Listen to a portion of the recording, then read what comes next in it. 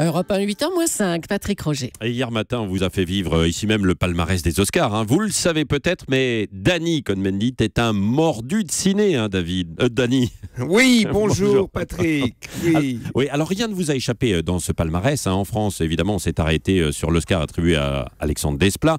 Mais vous, Danny, le cinéphile, qu'avez-vous retenu de ce cru 2015 ? Bon, d'accord. Cocorico, il y a eu un Oscar français quelque part derrière. Non, d'abord, cette cérémonie, le contraste entre l'humour très lourd de Neil Patrick Harris, l'animateur, et l'intelligence des couronnés. Alors d'abord, il faut commencer par cet événement quand même politique, c'est l'Oscar du meilleur documentaire pour le film de Laura Poitras, Citizenfour, qui raconte la vie de Snowden. Snowden qui est considéré quand même comme un traître et poursuivi pour haute trahison si on le prenait aux États-Unis. Donc c'était un signe fort politique et Laura Poitras, de la tribune si on veut, d'Oscar, a dit...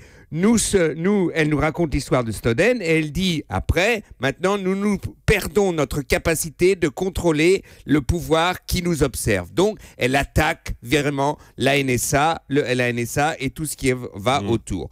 Puis vous avez Patricia Arquette, Oscar du meilleur rôle féminin, du meilleur second rôle pendant son rôle de la mère dans Babyhood, qui a fait alors vraiment une grande offensive féministe en demandant l'égalité des salaires entre les hommes et les femmes, même pas seulement dans l'industrie du cinéma, mais dans toute la société. Et toutes les femmes se sont levées, pas seulement Meryl Streep, et ça a été vraiment un tonnerre d'applaudissements dans la salle des Oscars. Puis vous avez eu les chanteurs Common et John Legend qui ont eu le meilleur Oscar pour la chanson Glory dans le film Zelma qui est à la mémoire de Martin Luther King, qui ont déclaré en pensant à Ferguson, il y a plus de Noirs en prison aujourd'hui qu'au temps de l'esclavage. Donc vous aviez toutes des déclarations politiques. Pour finir, vous aviez donc le metteur en scène Alessandro Inarritu. Oui, il y a Inarritu, puis il y a eu du metteur en scène pour le film Birdman, qui a déclaré, qui s'est solidarisé avec les émigrés, qui a critiqué la politique d'immigration de son pays. Donc vous voyez, c'était un Oscar très politique où ceux qui ont été contournés avaient un message politique. Oui, le droit des Mexicains effectivement pour Inarritu. Danny, vendredi vous avez regardé aussi les Césars français, eux. Est-ce qu'ils étaient aussi politiques selon vous ?